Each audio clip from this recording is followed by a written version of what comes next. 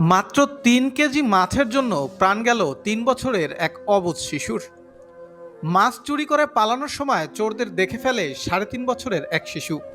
এ সময়ে কাউকে না বলতে শিশুটিকে হুমকি ধামকি দেয় মাদকাসক্ত ২ চোর।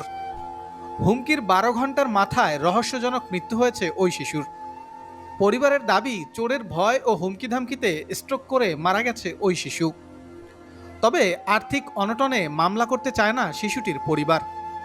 পুলিশ জানিয়েছে, অভিযোগ না পাওয়ায় ময়নাতদন্ত ছাড়াই দাফন হয়েছে। ঘটনাটি ঘটেছে বরিশালের আগৈলঝাড়া উপজেলায়। হ্যাঁ, এরকম আমার কই মাছ আর শিং মাছ চুরি কইরা নিয়ে গেছে। মানে ওই যে শাহিন আর কল্যাণ ভয় দেখাইছে যে যদি বইলা দাস গলা জবাই দিয়ে মাইরে ফেলাবো। সকালে অসুস্থ হয়ে গেছে।